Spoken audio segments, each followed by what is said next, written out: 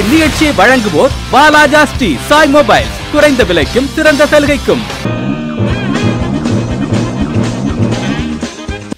பேர் என்னப்பா? சந்திரன். என்னது சந்திரமோகனா? சந்திரன். சந்திரனா? சந்திரன் அப்படின்னா என்ன பார்த்தா? அதுக்கு நிலா. நிலா. முழு நிலாவா நீ அரை நிலாவா? நிலா. முழு நிலா தாங்க, அரை நிலாலாம் கிடையாதுங்க அப்படின்ட்டு. இந்த நிலா இருக்குல்ல, நிலா, இந்த நிலா எப்படி வளருது, எப்படி தேயுது? அமாவாசை குறையும், அமாவாசை கொஞ்சிடும், பௌர்ணமி வந்துடும். அது எப்படி வருது, எப்படி மறையுது தெரியல. அதெல்லாம் எனக்கு தெரியாதுங்க. நான் பாட்டு சாயந்தரமா ஏந்து அப்படி பார்த்தேன்னா பாதி நிலம் தெரியும், மறுநாள் பார்த்தா இன்னும் கொஞ்சம் தெரியும், அப்படியே போயிடும். மறுபடியும் பார்த்தோன்னா பௌர்ணமி மணிக்கு முழுசாக வந்து நிற்கும். ஆனால் எங்கே போய் எங்கே வருதுன்னே தெரில. அப்படிதானே? யாராவது அதுலேருந்து புட்டுக்கிட்டு எடுத்துடுறாங்களோ தெரியல. அதெல்லாம் நான் ஏங்க ஆராய்ச்சி பண்ண போகிறோம்? நிலா வளருது, தேயுது, போது, வருது, அவ்வளோதான் அப்படின்ட்டு. நம்ம என்ன படிக்கிறேன்? 10ஆவதா? எல்லாம் 10ஆவது படிக்கிற பசங்க நிறைய பேர் இருக்கு நம்மளுது. இந்த 10ஆவது வந்து எப்போ எக்ஸாம் வரப்போகுது?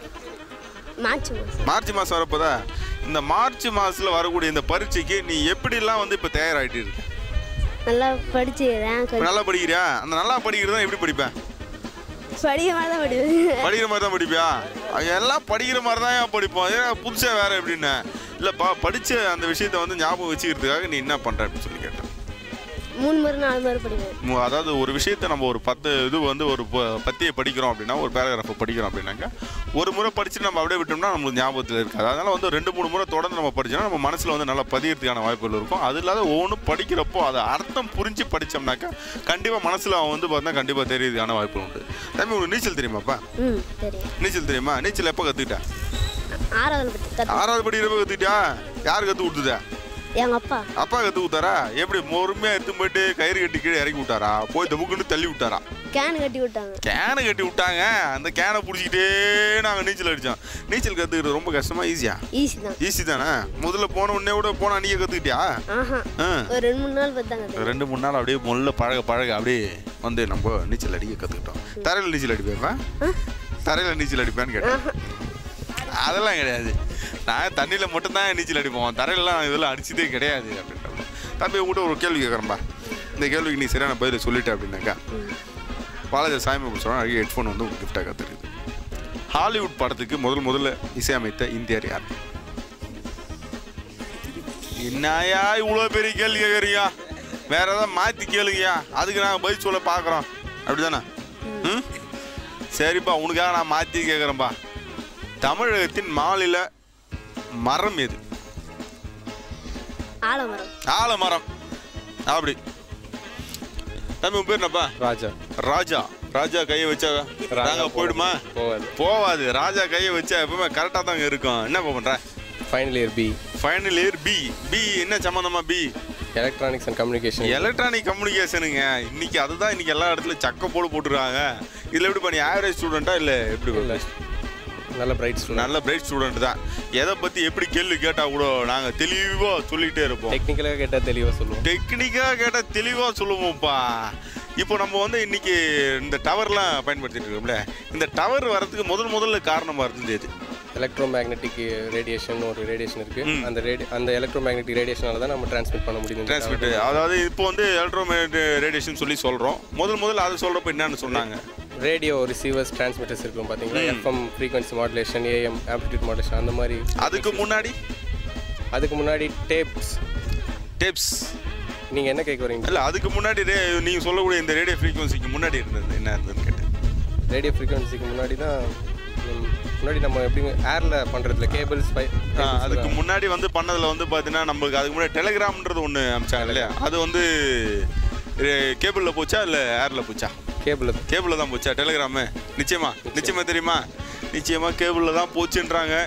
அது தெரிஞ்சவங்கள பற்றி தெரிஞ்சுக்க, தெரியாதவங்க நாங்கள் ஒன்றும் பண்ண முடியாது. இது மாதிரிலாம் கேள்வி கேட்டால் பார்க்குறவங்களுக்கு ஒன்றும் சரியாக புரியாது. புரிகிற மாதிரி சில கேள்வி கேளுங்க, அதுக்கு அவர் கரெக்டாக பதில் சொல்லுவார்ல அப்படின்னு. இப்போ இருக்கக்கூடிய மிருகங்கள்லே ரொம்ப கொடூரமான மிருகம் எது? முதலையா? அதுதான். எதுக்காக? அது ரொம்ப நாளாவே அது உயிர் வாழ்ந்துட்டு இருக்கு, அதனால அது கொடூரமானதா? டைனோசர் காலத்திலேருந்தே இருக்கு, அதனால தான் அது. அந்த முதலை இருக்கு, அந்த முதலைக்கு நம்ம வந்து ஒரு நல்ல விஷயத்தை சொல்லணும். முதலைக்கிட்ட நம்ம கற்றுக்கணும்னா என்ன விஷயத்தை நம்ம நல்ல விஷயத்தை கற்றுக்கணும்? பொறுமையை கற்றுக்கணும். பொறுமையை கற்றுக்கணும். அதாவது முதலைக்கிட்ட வந்து நம்ம பொறுமையை கற்றுக்கணும். எதுக்காக முதலைக்கிட்ட நம்ம பொறுமையை கற்றுக்கிறோம்? அது எவ்வளோ நேரம் இறை வந்தாலும் அடியிலேயே அதுக்காக வெயிட் பண்ணிக்கிட்டே. அதாவது இறை வந்து எந்த நேரம் வந்து வரனாலும் அதுக்காக வந்து அது காத்துட்டு தண்ணிக்கு அடியிலே வந்து பார்த்தீங்கன்னா ரொம்ப நேரம் பொறுமையாக இருந்து அது வர வரைக்கும் அது உள்ளே மூச்சு பிடிச்சி இருக்கும். அந்த முதலைக்கிட்ட இருக்கக்கூடிய அந்த தந்திரம் தானே, தந்திரம் சொல்லலாமா? தந்திரம் பொறுமை எல்லாமே சொல்லலாங்க. அதுபோல் ஒவ்வொரு விலங்குகிட்டையும் ஒவ்வொரு நல்ல குணங்கள்லாம் இருக்குது. அந்தந்த குணங்கள்லாம் நம்ம இருந்து பார்த்தோன்னா அன்றைக்கி வந்து நம்ம இயற்கையோட சார்ந்து வாழறப்போ ஒவ்வொரு விலங்குகளை பார்த்து தான் நம்ம சில கலைகள்லாம் நம்ம கற்றுக்கிட்டோம். இந்தந்த விலங்குகிட்ட இருந்து தான் நம்ம இந்த மாதிரி கலைகள் தற்காப்பு கலைகள்லாம் நம்ம கற்றுக்கிட்டோம். அதுபோல் ஒவ்வொரு விலங்குகிட்ட இருக்குது. நம்ம இன்றைக்கி அதெல்லாம் மறந்துட்டு நம்ம எல்லாமே கால சூழல் மாறிட்டதுனால வேறு விஷயத்தை நம்ம தெரிஞ்சுக்கிட்டு போயிட்டே இருக்கோம். இப்போ இந்த உணவு பழக்கம் இருக்கு இல்லையா, இல்லை டயட்னால அந்த டயட்னா என்னது? நமக்கு தேவைப்படுற கலோரிஸ் மட்டும் எடுத்துக்கிட்டு அதிகமாக எடுத்துக்காம ஃபேட் சேர விடாமல் கார்போஹைட்ரேட் சேர விடாமல், அதாவது சோத்தை பார்த்த விட்டுட்டு லபுக்கு வாரி உள்ளாக கொட்டிகிட்டே இருந்தீங்கன்னா அது டயட்டுக்கு அர்த்தம் கிடையாது. உங்களுக்கு பசியே இருந்தால் கூட தேவையான அளவுக்கு வரைக்கும் கொஞ்சமாக சாப்பிட்டுட்டு நீங்கள் வந்தீங்கன்னாக்கா அதுதான் டயட்டு. அப்படி டயட்டாக இருந்தீங்கன்னாங்க உங்கள் உடல் வந்து பார்த்தா உங்களுக்கு கட்டுப்பாட்டில் இருக்கும். அப்போ தான் உங்களுக்கு எந்த ஒரு வியாதியும் வரதுக்கான வாய்ப்புகள் இல்லை, மூச்சு வாங்கிறதுக்கான வாய்ப்புகள் இல்லை. அதனால் வந்து பிபி சுகர் இதெல்லாம் மாதிரி வரதுக்கான வாய்ப்புகள் இல்லை. அதனால் வந்து உணவுகளை கட்டுப்பாட்டில் வச்சு நீங்கள் சாப்பிட்டீங்கன்னாக்கா உங்களுக்கு எந்த ஒரு தொந்தரவும் வரதுக்கான வாய்ப்புகளே இல்லை. இப்போ உங்கள்கிட்ட ஒரு கேள்வி கேட்குறேன். இந்த கேள்விக்கு நீ பதில் சொல்லிட்டுனா வாழ சாமி சொல்கிறோம். அழகிய ஹெட்ஃபோன் வந்து உனக்கு கிஃப்டாக காத்துருது. என்ன கேள்வினா, ஹாலிவுட் படத்திற்கு முதல் இசையமைத்த இந்தியர் யார்? ஏஆர் ரஹ்மான் நினைக்கிறேன். ஏஆர் ரஹ்மான் நினைக்கிறீங்க? ஏஆர் ரஹ்மான் அப்படின்னு சொல்லி முடிவு பண்ணுறேன். அவர் தான் இப்போதைக்கு இந்தியனில் பெஸ்ட்டு மியூசிக் டைரக்டர், ஆஸ்கர் வாங்கியிருக்காரு. ஸோ அடுத்து ஹாலிவுட்டில் சான்ஸ் கிடைக்கணும்னா அவருக்கு தான் கிடைச்சிருக்கணும். அதனால் வந்து இருக்கிறத கணக்கு போட்டு பார்த்தோம்னாக்கா இவர் தான் நல்லா அடிச்சிருக்காரு. அதனால் 2 போயிட்டு ஆஸ்கார் அவார்டும் வாங்கிட்டு வந்துருக்காரு. ஆஸ்கார் நம்மளுக்கு ஒரு கனவாக இருந்து அவர் 2 கையில் 2 பிடிச்சிட்டு வந்துட்டார். ஒரு சாதாரணமாக ஒரு நம்ம தமிழர் வந்து அங்கே போயிட்டு அதை வாங்கிட்டு வந்தாருன்ற ஒரு பெரிய விஷயந்தான். ஆனால் ஏஆர் ரஹ்மான் அவர் வந்து ஹாலிவுட்டுக்கு முதல்ல இசை அமைக்கலை, வேற ஒருத்தர் தான் அமைச்சார். அது யார் அப்படின்னு பார்ப்போம். தம்பி பேர் என்னப்பா? சுரேஷ். எந்த ஊர்? சாமசிவபுரம் தாங்க. சுரேஷ் வந்துருக்காப்ல. சுரேஷ் என்ன பண்ணுறாப்ல? பிசிஏவா? பிசிஏ எது சம்மந்தமாக படிக்கிறது? கம்ப்யூட்டர் அப்ளிகேஷன்ஸை பற்றி படிக்கிறதுங்க. கம்ப்யூட்டர் உள்ளே இருக்கிறதா கம்ப்யூட்டர் வெளியே இருக்கிறதா? ஒன்றும் போட எடுத்து கீழே போட்டாப்ல, வேற இல்லை. போட்டுப்பா. தம்பி உன் பேர் என்னப்பா? சுரேஷ். எந்த ஊரு? சாம்பசிவபுரத்துலேருந்து சுரேஷ் வந்துருக்காப்ல. இப்போ கேட்க போகிற அஸ்தான கேள்வி எப்படி அஸ்தான பயில சொல்கிறாரு மட்டும் பாருங்க. என்ன பண்ணுறப்பா? பிசிஏன்னாக்கா இது வந்து விவசாயத்தை சம்மந்தமாக படிக்கிறது தானே? கம்ப்யூட்டர் சம்மந்தமாக படிக்கிறதுங்க. கம்ப்யூட்டரில் விவசாயம் பண்ண முடியுமா? பண்ண முடியாதா? இப்போ பிசிஏ படிக்கிறது அப்படின்றது வந்து ரொம்ப ஈஸியான விஷயமா ரொம்ப கஷ்டமான விஷயமா? நல்லா படிக்கிறது ஈஸியானது சார், நல்லா படிக்கிறது கஷ்டமாக. அதாவது நல்லா படிக்கிறவங்களும் அது நல்லா இருக்கும், நல்லா படிக்கிறவங்களும் அது நல்லா இருக்காது. அதுதானப்பா? அப்படிதான். அப்படி சாதாரணமாக அப்படி சொல்லிட்டு அப்படி நம்ம பாட்டு போயிட்டே இருந்தலாம். இந்த பிசிஏல உனக்கு வந்து எந்த விஷயம் வந்து உன்னை பிடிச்சது, அதுக்காக போய் அதை பிசிஏல போய் சேர்ந்த? கம்ப்யூட்டர் ஆப்ரேட் பண்ண ரொம்ப ஆசை, அதனால தான் அதில் போய். அதாவது இன்றைக்கி இருக்கிற எல்லாருமே வந்து பார்த்தா கம்ப்யூட்டர் இல்லாத இந்த உலகமே இல்லைன்ற நிலைமைக்கு இன்றைக்கி கொண்டு வந்துட்டாங்க. எல்லா இடத்துலையும் வந்து பார்த்தா நம்மளுக்கு வந்து கம்ப்யூட்டர் வந்து கணினி வந்து ரொம்ப முக்கியமாக தேவைப்படுது. அதனால் கம்ப்யூட்டர் வந்து சம்மந்தமாக நம்ம படிச்சோன்னா எதிர்காலம் நல்லாயிருக்கும் அப்படின்றதுக்காக நம்ம சொல்லிட்டுருக்கேன். இப்போது இந்த 1 GBன்றாங்கல்ல, அந்த 1 GBயில் எத்தனை MB இருக்குது? அதில் 1000 MB இருக்குது. 1000 MB இருக்கா? கரெக்டாக 1000 MBயா? கரெக்டாக 1000மா? Correct sir. கரெக்டு தான் சார், 1000 தான் சார். அதில் ஏதாவது கொஞ்சம் முன்ன பின்ன இருந்தால் நீங்களே பார்த்து கொஞ்சம் அட்ஜஸ்ட் பண்ணிக்கோங்க சார். பரவாயில்ல சார், நாங்களும் போய் 8 GBன்னு வாங்குறோம், அங்கே போனாக்கா 7.5 தான் இருக்குது சார். என்ன காரணம் சார் அப்படின்னா, ஒரு ஹார்ட் டிஸ்க்குன்றது வந்து பார்த்தா கரெக்டாக அதுக்கு வந்து ஒரு 1 GBன்றது 1024 MB வந்து பிரிச்சுடுவாங்க. அதில் தான் அந்தளவுக்கு அதை அலர்ட் பண்ணுவாங்க. அதை அலர்ட் பண்ணான்னா கூட அதில் வந்து பார்த்தீங்கன்னா அந்த உள்ளே இருக்கிற ஹார்ட் டிஸ்க் ஸ்பேஸ் வந்து நம்ம கிரியேட் பண்ணுறப்போ அதுக்குன்னு ஒரு தனியாக அந்த டேட்டா பேஸ் வந்து சேவ் பண்ணி வைக்கிறதுக்கு போகிறது வரதுக்காக ஒரு குறிப்பிட்ட ஒரு 20 MB 50 MB வந்து அது வந்து டிவைஸ் வந்து எடுத்துக்கும். அது வந்து நம்மளுக்கு காட்டாது. நம்மளுக்கு ஃப்ரீ ஸ்பேஸ்ன்னு காட்டுறது வந்து பார்த்தீங்கன்னா 1000 MB தான் காட்டுறதுக்கான வாய்ப்புகள் உண்டு, 950 தான் காட்டுறதுக்கு உண்டு. இது போல் தான் ஹார்ட் டிஸ்கே நீங்கள் இது வந்து பார்த்தா 1 TB ஒரு 1000 GB வாங்கினீங்கன்னா கூட நீங்கள் வந்து பயன்படுத்தக்கூடியது. அதில் வந்து பார்த்தா 990 வரல தான் வரும். 10 GB 8 GB கிட்டத்தட்ட வந்து பார்த்தீங்கன்னா அது வந்து தனி ஸ்பேஸுக்கு வந்து கொஞ்சம் எடுத்துக்கிறதுக்கான வாய்ப்புகள் உண்டு. இப்படி தான் ஒவ்வொன்றா அதில் கொஞ்சம் ஷார்ட்டேஜ் இருக்குது. பிசிஏ பற்றி படித்து விட்டு நம்ம சொல்ல வேண்டிய அவசியம் இல்லை. அதனால் இவங்களுக்கே நிறைய விஷயம் தெரியும். ஒரு சிஸ்டத்துக்கு ரேம் அவசியமா, ஹார்ட் டிஸ்க் அவசியமா, இல்லை ப்ராசஸர் அவசியமா? ப்ராசஸர் தான் அவசியமா? ப்ராசர் மட்டும் இருந்தாக போதுமா? எல்லாமே தேவைப்படும். ஒரு ஆளுக்கு எது முக்கியன்ற மாதிரி ஒரு ஆளு இருந்தா கண்ணு தேவை, காது தேவை, வாய் தேவை, மூக்கு தேவை, கை கால் எல்லாமே தான் தேவை. அதுக்கு முதல்ல மதர் போர்டு வேணும். முதல்ல அதுதான் எல்லாத்துக்கும் சப்ளை பண்றதுனால முதல்ல உடலே அதுதான். அதனால மதர் போர்டு இருந்தா தான் அதை பண்ண முடியும். ஒரு கம்ப்யூட்டர்ல வந்து வைரஸ் வந்துருச்சுன்னா எப்படி கண்டுபிடிக்குது? இந்த மாதிரி கேள்வி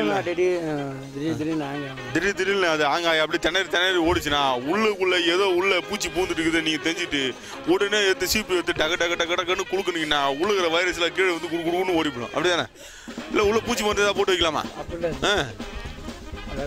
அதெல்லாம் அப்படிலாம் இல்லைங்க. அது ஆட்டோமேட்டிக்காக அப்படி தான் வருங்க. அதுக்காக நீங்கள் வைரஸ் சாஃப்ட்வேர் ஏதாவது போட்டு வச்சிங்கனாக்கா வைரஸ் சாஃப்ட்வேர் வந்து பார்த்தா அது உள்ளே வராமல் இருக்குது, தடுக்கிறதுக்கான வாய்ப்புகள் இருக்குது. இந்த வைரஸ் வந்து பார்த்தா தானாக கிரியேட் ஆகிறதா இல்லை நம்மள மாதிரி ஆட்கள் தான் உருவாக்குறோமா? நம்மளை போல ஆட்கள் தாங்க வைரஸ் உருவாக்குறோம். வேற யாரும் வெளியிருந்து அதுவே தானே உற்பத்தி ஆகிறது இல்லை. ஒரு நல்ல ஒரு ப்ரோக்ராம் போயிட்டோம்னா அந்த ப்ரோக்ராமை வந்து கெடுக்கிறதுக்காக வேற ஒருத்தர் வந்து பார்த்தா அதுக்கு வந்து ஒரு வைரஸ் வந்து கிரியேட் பண்ணி விட்டாங்கன்னா அது போய் ஒவ்வொரு சிஸ்டத்தில் போய் ஒவ்வொரு இடம் ஹேங் பண்ண ஆரம்பிச்சிருது. நம்ம ஒரு வேலை செய்கிறப்போ அது நம்மளோட இருக்கிற மொத்த டேட்டாஸும் அது வந்து எடுத்துகிட்டு போகிறதுக்கான வாய்ப்புகள் உண்டு. சரி தானே? நீ ஏதாவது புதுசாக சாஃப்ட்வேர் ஏதாவது செய்யணும்னு ஆசைப்படுகிறியா? சாப்பிடல சரி சார். ப்ராஜெக்ட் மட்டும் ஒன்று செஞ்சிருக்கு. ப்ராஜெக்ட் மட்டும் ஷாப்பிங் அப்படின்னு சொல்லி. அப்படி ஆன்லைன் ஷாப்பிங்கா?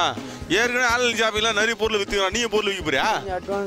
அட்வான்ஸாக விற்கலான்ட்டா செஞ்சுக்கிறோமா? அதனால் அப்ளிகேஷன் தான் செஞ்சுக்கிறாரு இவர், பொருளெல்லாம் விற்கலாம். இப்போ உங்கள்கிட்ட ஒரு கேள்வி கேட்குறப்பா. இந்த கேள்விக்கு நீ சரியான பதில் சொல்லிட்டேன் அப்படின்னாக்கா வாலாஜா சாய் மொபைல்ஸ் சொல்கிறாங்க அழகிய ஹெட்ஃபோன் வந்து உனக்கு கிஃப்டாக காத்துடுது. என்ன கேள்வி அப்படின்னு பார்த்தோம்னா, இந்த காவிரி நதி இருக்குல்ல, காவிரி நதி, இந்த காவிரி நதியோட நீளம் எவ்வளோ? நீளம் காவேரி நதி அது போகும் சார். அப்படியே 1000க்கு மேலே போயிட்டே இருக்குங்க. அது நீ சொல்கிற 1000க்கு மேலே போனால் டெல்லியிலேருந்து வரும் பொழுது பாஜா. எங்கேருந்து வருதுன்னே தெரியலிங்க. அது ஆகாய கங்கை மாதிரி எங்கோ ஒரு இடம் கொட்டுது, தவன்னு வருது. ஆனால் எத்தனை கிலோமீட்டர்னு தெரியல. சுரேஷ் சரியாக சொல்லாததால யார் இதுக்கு சரியாக சொல்கிறாரு பார்ப்போம்.